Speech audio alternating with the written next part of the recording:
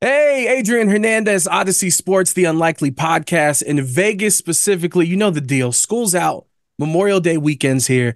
The summer is finally kicking off. And these past 5 years, the summer kicks off with All Elite Wrestling. They'll be here the entire weekend. This Saturday, MGM Grand Garden Arena will be having AEW Collision. And then Sunday, the 5 year anniversary AEW's Double or Nothing. Few tickets left. Go get them. AEW Tix.com. And joining us is the 12th ever AEW World Champion, my guy, Swerve Strickland. Swerve, how you doing, brother? How's it going, man? Hey, I'm doing good. And by the way, people check out this podcast too, Swerve City podcast as well. You guys are doing great work. You're putting in great work. And the first time we talked, it was on Zoom, and I believe it was a week before Wrestle Dream. And one of the things that you had told me is that you were ready to become AEW World Champion. And it wasn't just about having that belt right there, right next to you, but the responsibilities that comes with being the world champion, which means a lot of media, a lot of interviews like this, fans, meet and greets, all these different things and that you have to go through. And now that you've been champion for a minute now, how is it having all these responsibilities? It's taxing, to say the least.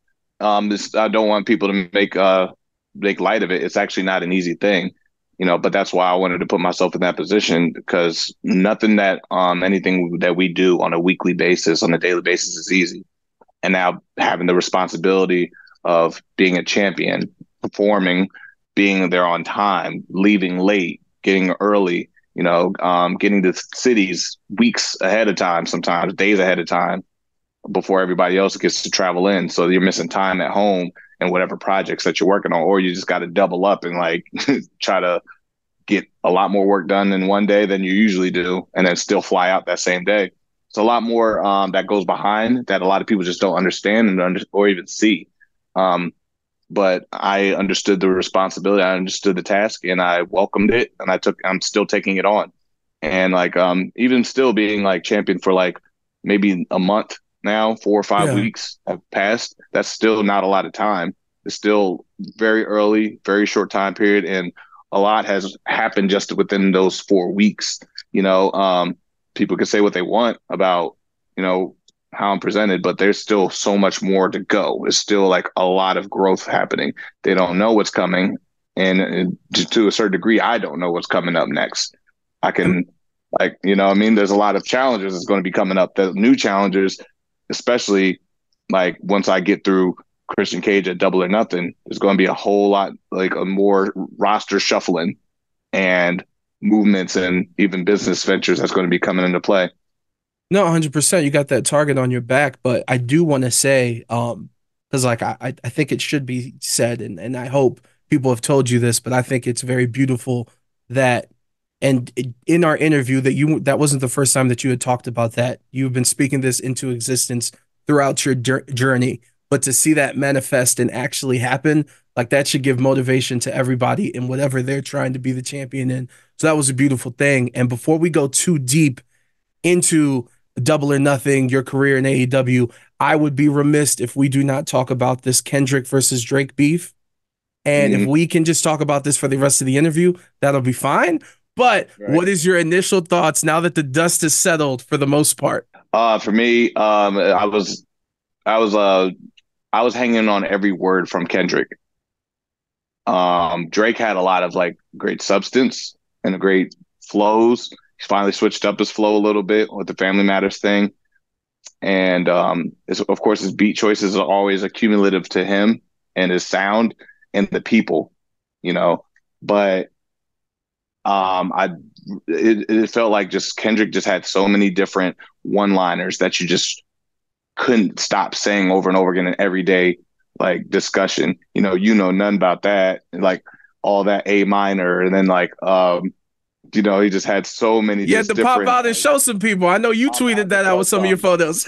You know what I mean? Like should I bleed him yet? Yeah, it's like, oh, there's so many just one liners in every song, that it's just like it's becoming cultural, and that's the one thing Kendrick like really pulled off extremely well. over Drake. Another thing I've said this about like Drake before. I'm like, the thing is, it's not even about who has dirt on who. It's just the fact that like Drake is always outside. He's always been outside for like the past 10, 15 years. Like whether it's his dating life, whether it's his antics, whether it's social media, whether it's his hair, his outfit, his All nail the polish on albums, all the tours, like everything. all the content, all like just him on television. He's a famous, very, very famous person. And Kendrick takes the fame down a lot. So when he doesn't pop out a lot, when he does, it's you're gonna see something's happening. So all that kind of stuff can be memed, even though like him like doing the basketball stuff, being courtside, and like him in the crowd, like the meme of him like looking through his phone. There's so much memeable content with Drake that there was that also skewed a lot of material for Kendrick to just use, and then people also like look in the material and go back on their phones and like, oh, that's true because we seen him out here. There's this so and so. So, oh, he Yeah. did message so and so, and there's DMs of so and so, so and so, and all this because there's so much of Drake. We have so much of him from the last 10, 15 years. It's almost became the material that wrote all the stuff that Kendrick wrote in three songs himself. You know, And so that's where I think where they were just playing on two different playing fields from the start. I also appreciate that. I know that you care a lot about your presentation. And what you just Mm, said is like, yo, Kendrick's presentation, he comes out with a purpose. He ain't just outside to be yeah. outside. And also, shout out to you. I don't know if you knew this, but Baby King, born and raised here in Vegas. So, Vegas is straight TDE country because Kendrick used to do shows out here with like 25 people at like pub bars. So, this is like Mm, home base for him too. Obviously, the West Coast. But yeah, shout out to Kendrick. And I hinted at earlier, or I mentioned like your journey, and it's gone a lot of different places, a lot of ups and downs. Even like you winning the championship with the referee that you had worked with at NXT, beautiful to see. You going back to Washington and popping out in Defy, like going to your day ones that were there from the yeah. start. Like, how did that feel for you personally? It's that full circle that it's like life is like that, you know what I mean? Like where you end up is back to where you start in the same sense, somehow. For me, like with popping out to Defy is just like you always want to feed the place that breeded the start of the whole thing, the breeding ground of this whole thing, and you feed that for people to understand like I always want people to feel like, especially fan that pay their ticket, that take their time out to spend a couple hours with you in a wrestling venue, watching you perform and watching like the next crop of people and then performing. They kind of want to see their investment pay off long term. Like, oh, this guy's going to be a star. And then when they do become that in the industry, you kind of want to pay them back by coming to visit. Like, hey, I wouldn't be this without you. Your support helped build me my name in the industry to the where it's at now. And you want to reward the fan base for that. You gotta want to reward. It's almost like watching a band or artist that you said like Baby Keem performing 25 people in Vegas and stuff, and with Kendrick on the West Coast. You reward them by coming back to like at least being one of those 25 people. Yeah. Like you're part of the sparking the investment to really grow and to become that. And people, I feel like that's the one thing people in America and the world, when they invest in something, they want to see that payoff. The ultimate payoff is seeing them become the big global phenomenon or whatever they're going to be, or to blossom into their full potential. So, and that's what also gets people to keep coming back and really investing into that product to help. You want them to keep coming back to grow the next talent to come up, then the next one, then the next one. There's a sense of pride in that as a fan base of like, oh, this is where we make stars here. Like, oh, yeah, he's on TV, he's doing this and all that, but he was here, and we take pride in the fact that we are one of the people that started this, and that's how And that you care to come back because some people don't. some people don't, man. And like, for me, it's just like, hey, if I got the time, I got the opportunity presents itself, like, of course I'm gonna do it. And like I said, and that makes them like pop out situations mean something. They matter. No, 100%. And it's just giving back. And again, it's another thing where you're speaking stuff into existence. I even recall the press conference after Dynasty. Like one of the first things is you shouted out Kofi Kingston, and Mhm. I want to know in terms of people reaching out to you after that night, to like say, hey, congratulations, or this is amazing, long time coming. I always told you you'd be this. Like, was there someone that surprised you that reached out? There's been a lot of people that actually surprised, like Montez Ford reached out. Big shout out, love to him. MVP, shout out Bobby Lashley. Good people, man. Like these have always been guys that's always been supporters. Like even when I was like at my low of lows, and then seeing like me come up and still like not even ask for the help, just like, hey, Jen, just keep me in your prayers and support. But I'll do the work. I'll do it. Just even that is enough for me to be like, I appreciate that, and the fact that they still are supporting, no matter what. That like means the world to me. I always support them no matter what. But there was a lot of like great people that like reached out and showed support. Xavier, shout out Xavier. You know, these it's just like no matter where we go, whatever company we're at, there's you still support the man, the woman. You support. You should always show that support, man. And so it means a lot, a lot. Everybody, every single person I ever reached out. No, it kind of reminds me of the episode that you had on your podcast with Will Ospreay, which if you haven't seen, go check that out. Like it was cool to see how much Yeah, you guys care because of the journey you guys have been on. Let me switch it up real quick on in terms of excitement. How excited are you for the return of NCAA football coming to consoles finally after all these years? man, I might be washed, bro. Like I've been on Madden so long and playing with like the bad mechanics of it. Like NCAA might clean it up and scrub it up, and I'll just be like, "Yo, this is too good," and The I option's might get gonna trip you out. The option's back. You're like, what the hell is options. this? Yeah, like wing T formation, wishbone, and freaking double. I was like, why are there three fullbacks in the backfield? What's going on? Like it's going to be a whole new revamp, and it's going to take me. This one's probably going to take me a bit to really readjust to. But me and my crew, I got people like Shane Taylor is in my Madden league I'm from with us. Cleveland. Shout out to him. Wait, hold up. You all have a Madden league for money? We Is have this a a money Madden league. Madden league? No, but we do order trophies to whoever wins the Super Bowl at the end of every year. Let's Yeah, go. How we intense does do. this get? It gets bad. Like there's been times where like we have to mute each other on the mics, and we don't. I can't even talk to him until I see him at TV. Like on certain days, I'm like, stop running that formation. So we have to put in certain rules, and like you get iced out on certain you ice certain 3 plays, and then you can't run. Then you get like 3 play max. You can't run the same play more than 3 times in a game. And then like when you do run that play, you can't run it for another 3 plays. What's up So with you that have though, bruh? If you see the play, you gotta adjust the defense. Why? What's that about? season, man. Madden's so broken. You can manipulate defenses and mechanics, and like they don't read well in zones and certain things. Like safeties are idiots sometimes. So it's like we have to do a lot of things because especially like Montezi, my co-host of the Source City Yeah. podcast, if like you don't put those rules in play, he's going to drop 120 points a game because he's literally been like he has Anthony Richardson who's like 73 and he's still throwing 900-yard games. With the And this rollout too. He could hit the rollout and hit the post because the post is impossible to stop. it posted like I said, like idiot safeties, like it gets monotonous. So the fact that NCAA is coming out with even more plays, I'm like, oh, it's going to get insane. So, What's the name of that show that got canceled that was on HBO about the Lakers? Um oh, it's Showtime. Showtime. So I went to Oh, school great in show. Tampa. I went to school in Tampa and we had a Madden league and it was real cool because that was my connection point where we'd all talk during our games. One Yeah. homie, there was a dude that was in there that was like friends of friends, so I didn't know him. He was on that show. We played a Madden game. I beat him. He said something about my family, and it got way too intense to the point of when that show got canceled. I was so happy, and I had to take a step Oh, back at man. therapy and be like, I can't. I just got to get out the Madden League, bro, because I don't want to Yep. have these.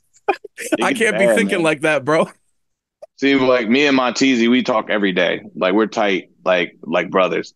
So the game we literally can't play together no matter what. We've already like me, a buddy of mine, Ian, that I've been friends for like over 10 years since the military days. No matter what, we cannot play NBA 2K together. We can't do it. We tried it. We tried to play co-op. Well, co-op is fine actually, but even then, like like Ian shoots dumb shots, and then you'll just see left chat, left chat. Everybody just leaves. So we can't do that. And then we try to do a NBA franchise together, and like That we can't sounds do it. stressful. Can't do 82 it. Can't do games. it. We get it. We like. There's been times like I haven't taught like the game will end, and I will not have like TZ will not have answered my phone for like till the next podcast we did. I'm like, you still coming? We still filming? He's like, yeah, I'm coming. I'm on the way. I'm like, all right, cool. But It's like like the 2K, Joe Budden podcast with Ish and Joe. They don't talk until they show up to hit record. yep, yeah. Sometimes you just got to hold off everything but 2K will do it bad to us. Madden, we've gotten better. Because there's nothing else left to play. So, but Madden, we've gotten better. Look, we're gonna go full sicko mode. One day you're gonna be in studio. We'll go into this deeper. I want to remind people AEW Double or Nothing. This weekend, Memorial Day weekend, you got Collision Saturday, Double or Nothing Sunday. Go get your tickets. AEW Tix. This gentleman, the AEW World Heavyweight Champion Swerve, will be taking on Christian Cage. Again, get your tickets at AEWTix.com. One thing I love about Double or Nothing for me, and obviously being here in Vegas, is every year I view it as like a bookmark, and it's always great to see the growth Mm. and everything that's happened. For you, I want to ask you, in your opinion, because there's been, even specifically with you being in AEW, and I know you joined in 22, right? 2002. There's been some starts and stops and injuries and things happen, man. For you, when was that moment where you felt like you hit the switch? A lot of people will say, like, it's funny, like, a lot of people will say it was the Hangman Page saga. I'll go back before that. I'll say is honestly when the switch really happened was Double or Nothing last year, the Battle Royal, when it You and came down to me and Cassidy on the ropes, bro. yeah, I think that's where everybody was like, okay, all right, this guy has to be on the main shows. And then the following week, when it was me and Orange Cassidy for like the international title, we opened the show and we went like 17, almost 20 minutes to open the show. That was the next like switch again. And I think that's where everybody's like eyes just lit up and we're like, I'm ready to see him mix it up in the main. I'm ready to see him get more. And that's kind of what you want. I was like, I'm always wanting people to want more. Like even people now in my title reign, they're like, well, yeah, but we want more. I'm like, good. That's the point. Like people like want everything dressed down now so they can get tired of it later. I'm the opposite. I want you to want more now and then get fed as the 9 course meal. Yeah, I You feel get you. more as it goes, rather than you just get like the steak at the beginning, and then I'm too full. Like this is too much. Now you're wanting salad. Now you wanting bread. Now you're wanting like Yeah, yeah, yeah, yeah, yeah. as it goes on. That's how things go. Like I always say, compared like television. Television works. People think works like the rate of a faucet, and it doesn't. It works like an IV drip. That's more of the pacing. And eventually you will get your full glass, but it's not instant turn it on and you get a felt full glass because then there's no nourishment. Yeah. You get the nourishment as it goes. You drink And the that's cup, you're the gonna be pacing. thirsty again. Yeah. So So let's get it all out.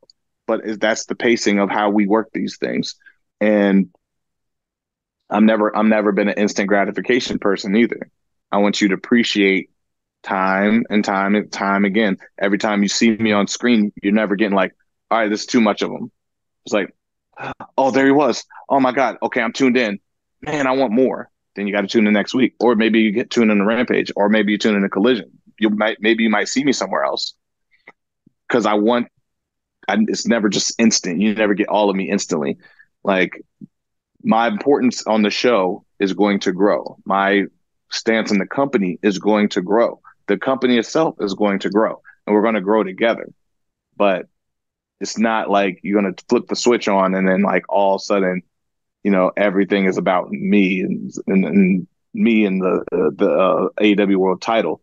A majority of it, sure, it's a big impactful thing, but all these other things have to play out as well in order to make that next month, the next 3 months yeah. matter for this. No, and especially like wrestling, there is no off season. This continues. The story continues. The longer it takes, the fact Right. that we've seen the journey of your starts and stops is what made that moment at Yeah. Dynasty as special as it was. I know we only have a few more minutes left, so I'm gonna close Mhm. out with three more questions. Yesterday was the birthday of Bray Wyatt. And I know Mhm. Full Gear, you paid homage and you spoke on it. And I believe you guys weren't the closest of friends, but you guys worked together. If there's Right. one thing, only one thing, the biggest thing that you learned from watching Bray, what would that be? The same thing. Like making things pace it out weekly. Like before Bray came back on television, you were just getting barcodes everywhere, and it wasn't giving you a whole lot of information, but it was something to keep you tuned in and watching for something every single week. A rabbit in the background, a puppet over here. Like it was small things, and it was layered and sprinkled out. Now, today's society, it's hard for people to really hold attention and keep them interested for so long of a time. But Bray was just he was patient with that, and he was meticulous, and he was calculated. It was like all the brain, all the like the inner workings of everything that he did. It came from him. You know what I mean? And I was always appreciative of that. It's like, man, for me, I would hope to have like such a deep mind like that, and um, just his locker room morale was incredible too. Like I said, I wasn't in there with him long, but it was impactful. Just a little bit of time made such an impression on me to want to like continue certain things that he did just in my personal life and like my professional life. That's incredible, man. Rest in power to Bray. I saw Yeah. that you are having a remix to Big Pressure with Bun B. You've done Yeah. Rolling Loud. That was incredible to see. What's next on the music front and the podcast front, too? We got to get the plugs in. Podcast is popping right now, man. Like great guests. Osprey and Adam Copeland were the last two that we did on Swerve City Podcast on YouTube. YouTube.com/Swerve City Podcast. Subscribe. We're getting more guests, not just in pro wrestling, but all across the industry. Man, female, doesn't matter. It's going to be it's popping. It's doing big things right now, and we just jumped from the 200 slot on Apple Podcasts in the music genre, actually from 200 all the way to 18 We love to in see it. the last 3 weeks. So that was a big jump for us there. So we're competing with like Ryan Seacrest and shit. It's great. So, uh, so um, the music front, man, me and Flash Garments, the man that just you see every week, Garments on the entrance music and video. We just finished the album. We recorded 5 songs in one day and sent them off to get mixed and mastered in the house. We barred up the house and we just got to work, finished 5 songs, but we got 10 tracks total and got them Okay. finished in the process of being mixed and mastered. The album's dropping soon. Motion Sickness with me and Flash Garments. It's going to be crazy. Swerve the Realist and Flash Garments. Motion Sickness album coming soon. And we just got the remix to Big Pressure, the song that y'all love so much. The Trill remix, actually, with Bun B, the legend, the Houston legend of UGK Underground Kings. Bun B is on the track. Spit his verse. Came through. He just happened to be in Orlando at the same time. And I was like, bro, come in. He was like, I'll be there right away. And he came through, dropped the track. So let's just understand in the next week or two, probably 2 weeks, music video is going to be dropping with that too, Ooh, with Bun B. okay. So that's so also we're working on like doing like we're also working on doing like a territorial remixes. So you might see ASAP jump on Big Pressure. You might see a Tech Nine from the Midwest jump on. We might see some West Coast guys jump on Big Pressure. Okay. You might see Okay. some. So there's going to be like probably 12 Big Pressures by the time we're done with this thing, and they'll all be mixed, all sound different, all have different verses. I might switch it up a little bit. I It's might gonna be add a the One different verse. Blood remix. The One Blood remix. Bring it Yeah, back, baby. but all separate tracks though. So that's what we're in the process of working on and bringing out every connection. Might bring some Florida people too. Who knows? Hey, I don't know. that's a So beautiful thing. Bun B's got his Trill Burgers out here in Vegas. So listen, our in-person interview is going to be at Trill Burgers in Vegas. I'm speaking it into existence, and I I'll love close it. out with this final question. We'll close out with this, because I love this phrase and I want to know what it means to you. But when I say AEW, we're the best wrestle. What does that mean to you? To me, it's the passion of what we bring in the ring. That's like literally there's no other place like that, and it's all gathered from all over the world to come here to All Elite Wrestling to exclusively sign with us to truly believe in a product that not just like not just myself, not just like all the Americans, the West Coast, the East Coast. No, everybody, the UK, Canada, Canadian, Mexico, uh, Japan, everybody is all in sync at the same time right now. You don't get this in-ring product anywhere else in the world. There's great in-ring product everywhere, but truly to see the absolute best, you have to watch All Elite Wrestling. If you truly put not only just like entertainment and wrestling like on two different things, I feel like we deliver all of it. If you just watched the episode last night on Dynamite, we gave you a hell of a go home show. I'm chasing Christian throughout the backstage of the arena, like Ah, Prince Nana making his return, we blood love to falling from see the it. sky on Malachi Black, Darby Allin with a freaking flamethrower blowtorch in the main event. Like you got a whole helping of a lot, and that's why I'm saying like the best wrestle, but we're also the best to entertain. Listen, the AEW World Champion just told you, Swerve Strickland, thank you for the time. And if you don't believe him, go check it out for yourself this Sunday, Go AEW watch the Double or show. Nothing, MGM Grand Garden Arena Collision on Yeah, Saturday as well. Get your tickets at AEWTix.com. Swerve, it's been a pleasure, man. Thank you for the time. thank you. And don't just watch and just check out little clips and minute long clips on social media. Watch the show. I can tell when y'all people are commenting and not watching the show. Watch the show. Yo, Watch the show. Invest your time. Because if you're not getting the investment fully because you're watching the minute clips, because you got your own self to blame. Invest the time to invest in your enjoyment.